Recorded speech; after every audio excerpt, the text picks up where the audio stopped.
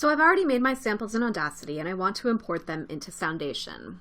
I go to Soundation's File menu and choose Import Audio File. I select the file I would like to import and hit Open.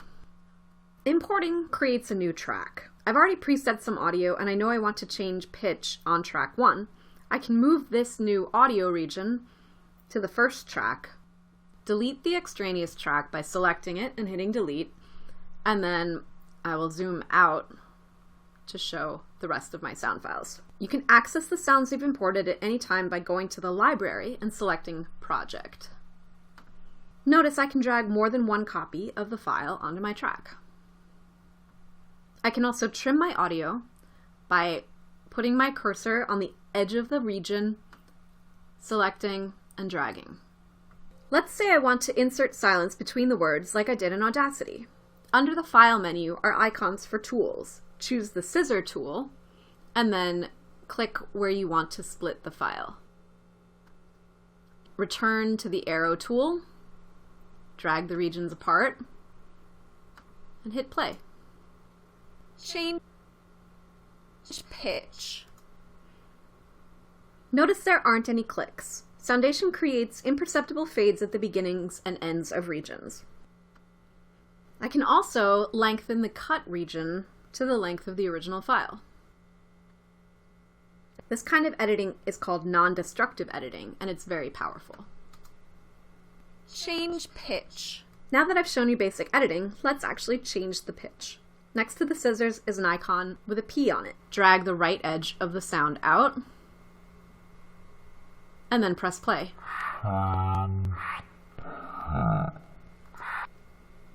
Notice that the pitch changed, but so did the length. In Audacity, there are ways of changing the pitch without changing the length, but in Soundation, pitch and length are linked. I can change the volume using a different set of tools. Under the Automate menu, choose Volume. In Soundation, you are either in automation mode or in audio editing mode. I can no longer move my audio around. I'm limited to automation of my volume. You can click on the line to make a point, click on the line somewhere else to make another point, and then drag it all the way down. Amber. Change. Now the sound fades out. Panning works under a similar principle. Under the automation menu on track 2, I'm going to choose Pan. When it's in the middle, the sound is in the middle. When it's all the way up, the sound is to the left. And when it's all the way down, the sound is to the right. Change place. Reverb is located somewhere else. It's in the FX menu. Each track has an FX section. If you click FX and then the plus sign, you can select the effect that you want, in this case, reverb. This is where looping comes in handy. I can select the area that I want to listen to over and over again as I adjust my settings. Change space, change space, change space, change space, change space, change space, change space, change space, and then I can stop my looping. Space, change place, change timbre. Notice that change timbre is on the same track as changed space, and it now has reverb on it. If you want to keep change timbre on this track, but have a dry signal, you need to use automation. Notice in the automation menu, we now have automation for the reverb parameters. I'm going to look at the wet first. It's all the way up, and I'm going to bring it all the way down.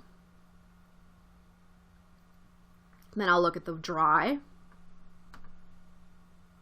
It's also all the way up. I could bring it down at the beginning of change space. Now, when I press play, pitch, space, change place, change timbre. Notice that change timbre is unaffected. You can add multiple effects to the same track. I'm now going to add EQ or equalization. Click on Effects and then the plus sign. Select Equalization. EQ is so important that there's going to be a whole lecture on it later, but for now, just experiment with changing the parameters and listening to the change in timbre.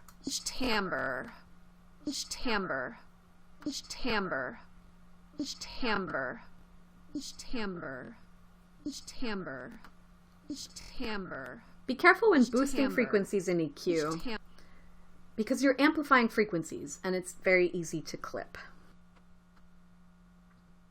Change pitch. Change place. Change timbre. To get rid of an effect, simply select it in the FX menu and click the X to the left of the name of the effect. Now my timbre is unaffected. Place. Change timbre. Once you're ready to export, you simply select File, Export WAV File. It will take some time to process, and then you'll give it a name. Now you have all the skills to create your second audio assignment in Soundation. Try to make something which works on an aesthetic level. You won't be graded on it, but your peers will be asked to give you qualitative comments on the success of your aesthetic vision.